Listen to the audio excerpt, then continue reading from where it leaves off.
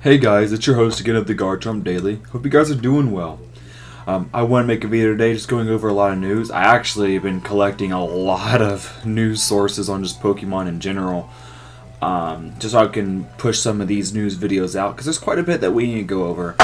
And as I told you guys in some past videos, I'm not going to milk the little teensy bit of news. I'm actually going to be going over legitimate big news, and news that can have great implications for the Pokemon Legends ZA game. There's any other future projects. So today we're going to go over 4 different things that I wanted to get started off with. Again, before we start, don't forget to like and subscribe as always. I appreciate the love you guys have been given. We're at 112 subscribers, and for me that's huge. And you don't understand how much it means to me. So thank you, and let's keep pushing. Let's try to get to 500. And just so we can just get more pushed out. I'm still experimenting a bit with Twitch. I have someone working on some Twitch screen stuff for me for when I post it. So I will be streaming. I did promise that, but I want to at least get everything in order first. But with that out of the way, let's get into our news here. The first one comes from Central Leaks. I love coming to this guy for just a lot of just big game stuff. He doesn't just go over the littlest things that you like to see, like with Soul Silver Art, which I'm not dissing Soul Silver Art at all. Soul Silver is amazing. I go to them, just to find important things. But Soul Silver covers a little bit of everything. Centro just goes over rather impactful stuff, more so. And with this one, it's going over the graphical engine, and it kind of comes into a circle as he says here. And let's go through it together real quick. Pokemon Legends ZA's graphical engine is based on the Scarlet and Violet graphical engine, which I personally like. The graphics engine in Scarlet and Violet was really nice. Like how they provided within the game was nice. Sure, there were times where it ran rough, and to very many people, it still does run rough. For me, I've not had very many issues. Scarlet and Violet, I see videos all the time of glitches and stuff, but I've never seen these glitches. So, and the game's been out for 2 years now. So I don't know if I'm just lucky or what. Going on 3 years actually, isn't it? So, the game.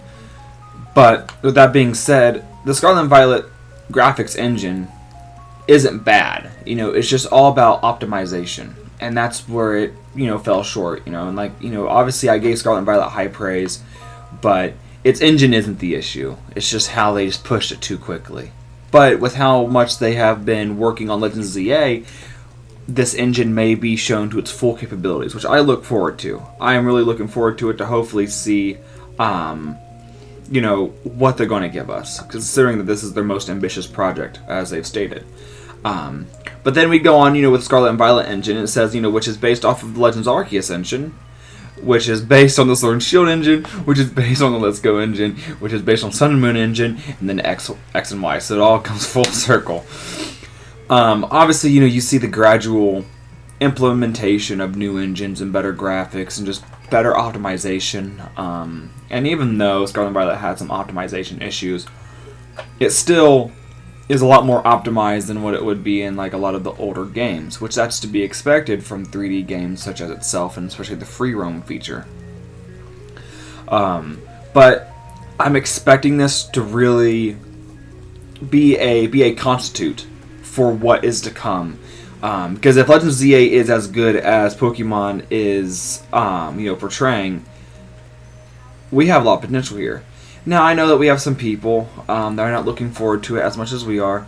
Moist Critical, which I'm a huge fan of, Charlie. He's awesome, and he made a video, and he had some very valid points, to why he wasn't excited about it. And I see where he's coming from, but at the same time, we had such a small sample size that I do not believe it's fair to judge the game how it looks right now. Because how it looks right now, it looks fine. It looks better than what Scarlet and Violet looked like when it was first shown to us. But you guys also gotta think, this game that they've shown us in that trailer isn't the optimized version. They're still optimizing it. And we're going to get into some news about that too. So it's going to get better. As I've been telling you guys, just be patient. Give Pokemon the benefit of the doubt. Pokemon is a company that we've had, with us through our entire childhoods. For me, it's been since Gen 2 and forward. well, Gen 3, because that's my first games I played. But the end of Gen 2 going to Gen 3, those were the games that I was into, and obviously I've played every single one since, as well as the old versions, and I believe that Pokemon deserves our attention, especially since they have come out of their way to directly tell us, hey, we've heard you, we're going to try making it better.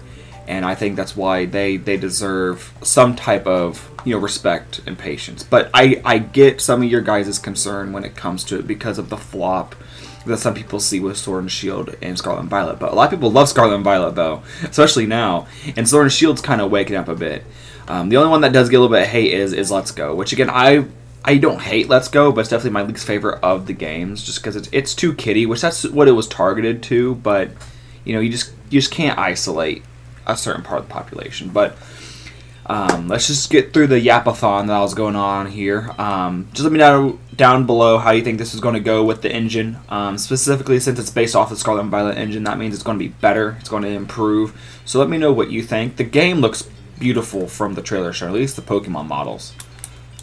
Hold on, there we go.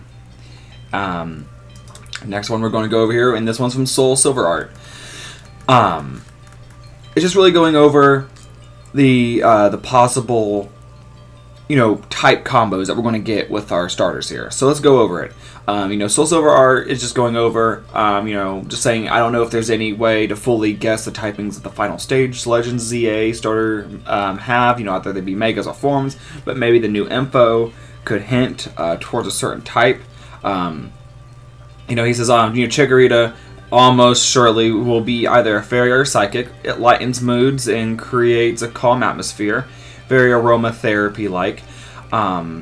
Grass psychic ain't bad, but grass fairy, I mean, it's really pushing towards it being a fairy. But again, either one of those would be fine. Now, he says, Tepig is much harder. This points out how quick and nimble it is, which makes me think that it will stay a fighting type, which I really hope it doesn't. But being a ravenous glutton does sound a little dark type, which, sure. The tease to it shooting smoke also feels dark or possibly ghost. And I'll get my entire opinion on this after this. And then he says, I guess ground is always an option here too because of the reference to it being a truffle pig digging in the dirt and to sniff out truffles and such. Then he goes on to Totodile. Lastly, Totodile's blurb here almost screams fighting type, rough and tough personality, but it also sounds very dark too, maybe ghost.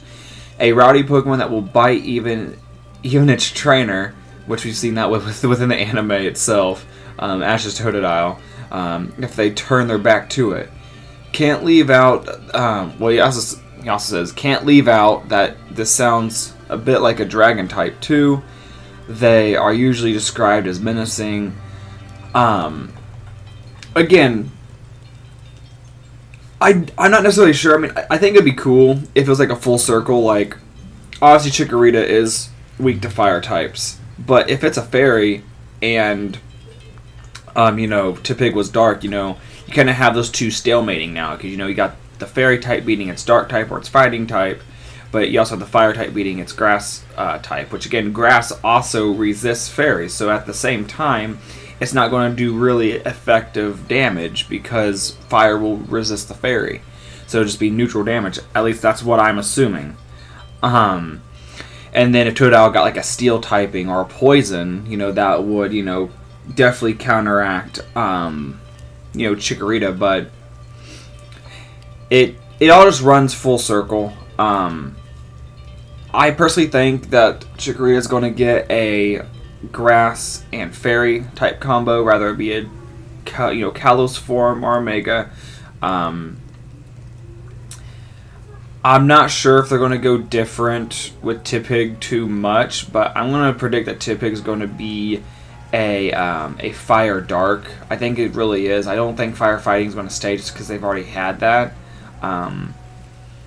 But it would make sense. And then for Totodile, I wouldn't be against it being a water poison. For some reason, I just don't think it would make sense for the one starter, Chikorita, to have a type that is usually strong against the other two. Like, that's just not how that works, and you just can't break the circle. So that's why I'm thinking if they do go like a line, where it's kind of the grass, fire, and water going against each other, they're going to have it kind of reverse. So you still have that same cycle, but you also have the reverse cycle of fairy, let's say, fighting and poison, or fairy fighting and steel, because the Tippet could handle the steel part of Totodile, with its fighting moves, which I could see happening. But I don't know why. I feel that water poison is something that they may go with Totodile. I don't know why I foresee that with for Alligator, but it just feels right. And again, sure, they could go Water Dragon and Chikorita just be the ultimate counter to Totodile, which it technically would be. But that leaves on what they would do with Tippet. I just don't think that they're going to make it like an unfair advantage for all three. I think they're trying to go and make it balanced. So we'll see what they do there. But I'm banking on Grass Fairy, Fire Fighting or Fire Dark, and then Water Poison. But again, we will see what Game Freak decides to do. So recently, I cannot pronounce the name too well, but the ZA director, Haruka Tojiji. I don't know. You guys correct me in the comments. I'm not necessarily sure how to pronounce his name. But he says claiming the game was in its final fine-tuning phase at the beginning of 2025. So they're finally getting it all figured out. They're getting it all sorted. And Soul Silver Art comes up here. And says this once again is telling me that Pokemon Legends ZA could release sooner than November. Final fine-tuning phase might be debugging, as that's most certainly underway. So September release, very realistic. Which I was saying obviously August or September. Some people were saying like July, June. I don't see that. He also says the director saying that ZA will mega evolve, shows that megas are the focus of ZA. Again, I think megas are going to be the biggest part of it. That's why I'm against the whole Kalos form type deal, because it's like they're not going to Kalos forms, they're just going to get new megas, which is nothing wrong with that. I mean, if you're in a modern setting, there wouldn't be necessarily a reason to give them a new convergent form, at least in a modern setting like a city of in Kalos. But with that being said, this kind of just confirms that they're just still doing some debugging, but it's almost done. And that's why I'm telling people, you gotta give it some time. You have to be down to earth with Game Freak. You gotta give them the owed respect, because they're going out of their way. They spent essentially 2.5 years on this game, I'm pretty sure is what they stated. So for director Haruka to come out here and just state that, I'm optimistic, and I will be optimistic until I play the game. I've been optimistic so far, and I've not been displeased with much of that they've produced. I know some people disagree, and that's fine, but for me personally, I've not been too upset with what they've produced. But I definitely expect some changes, because they definitely needed to provide a little bit more. You know what I mean? Now we have one last thing I want to go over, and it's actually Haruka himself. Okay, I guess his last name's Haruka, so I don't know how to pronounce his first name. I'm not necessarily sure, but this is from Central Leaks. I want to go over this a little bit because this goes into what we could expect within the game. So Central Leaks says it's been revealed that Pokemon Legends ZA is being directed by director Haruka. He joined Game Freak in 2013 after departing at level 5. He's a graphic designer who led the overworld 3D visuals for Legends Arceus and Scarlet and Violet. This is the first time he gets a direct main series game. I'm really for this. I mean, when you look at the graphical design of Legends Z, not Z, well yeah, Legends ZA, but also of Legends Arceus and Scarlet and Violet, there were a lot of nice visuals. Sure, there was some emptiness in Scarlet and Violet until we got the DLCs. Excuse me. But at the same time, just the graphics themselves, like how the Pokemon looked, how the terrain looked, it was amazing. And obviously there's more to it than just, oh, look at the Pokemon, but as a graphic designer, he does a little bit of everything. And the games were beautiful.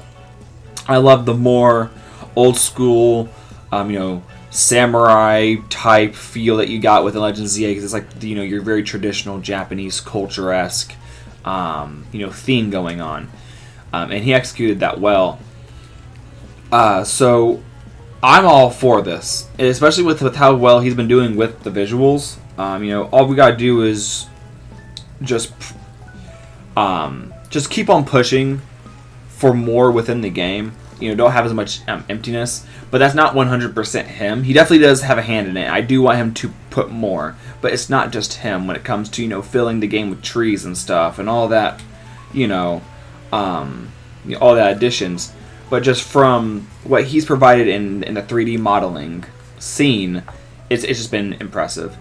So especially when you look at Scarlet and Violet with the nice textures you get with the Pokemon, especially the reptilian ones where you get to see like the scales and all. I mean, especially when you look at Rayquaza, that nice scale texture, or even Crocodile, that nice scale texture. I'm looking forward to it, and I think this will definitely put him to the test. I think for an ambitious game, you need to have a more ambitious guy like this, because I think he's going to give his heart into it. He's not going to be cemented in just a carbon copy, motion as other graphic designers would be. And with him, again, I'm not a graphic designer myself, obviously, but I can see when Pokemon's gotten lazy. I can see when Pokemon has just carbon copied things. And he's definitely someone that cares for his work, so I'm looking forward to it. Now, looking at the comment, someone says, get the Sword and Shield guy back, and then Centro's like, Amori, he's been undeservedly constantly hated over the last 10 years. What kind of revisionist take is this? And again, he was undeserved of the hate, but I like Amori, but I like Haruka's style more. But I'm assuming Amori's still on the team. I mean, I'm not went into detail to look at that. I'm assuming he's still going to be there, and that's all good and dandy, and I think he's going to be just fine. But I'm even curious to see what others have responded with this.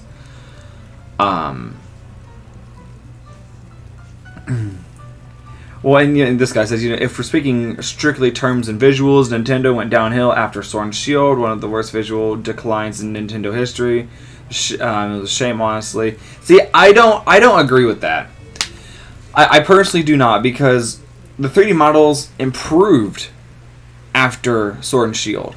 I mean, you got more textures, you got more detail. Sure, they didn't fill up the game as much in Scarlet and Violet. That's the main one, and even some parts of Legends Arceus.